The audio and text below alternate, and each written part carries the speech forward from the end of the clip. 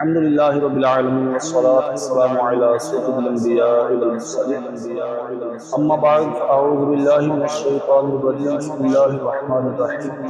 آج ہم روشن ہاتھ کا واقعہ سنیں گے جو قرآن مجید میں بھی بیان کیا گیا ہے۔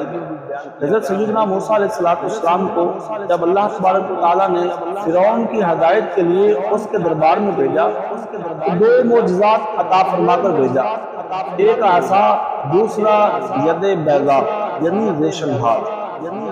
حضرت موسیٰ علیہ السلام اپنے گریبان میں جب ہاتھ ڈال کر باہر نکالتے ایک دم آپ کا ہاتھ روشن ہو کر چمکنے لگتا، پھر جب آپ اپنا ہاتھ گریبان میں واپس ڈالتے تو وہ اپنی اصلی حالت میں ہو جایا کرتا۔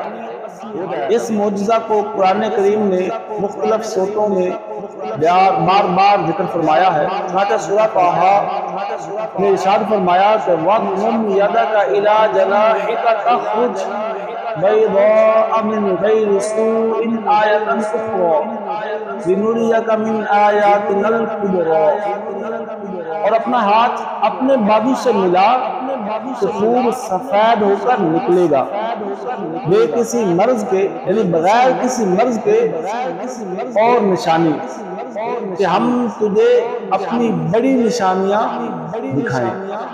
اسی معجزے کا نام ید بیضا ہے جو ایک عظیم اور عجیب معجزہ ہے۔ حضرت سیدنا عبداللہ بن عباس رضی اللہ تعالی عنہما نے فرمایا کہ سیدنا موسیٰ علیہ السلام کے دست مبارک سے رات اور دن میں آفتاب یعنی روشن کی طرح نور نکلتا تھا۔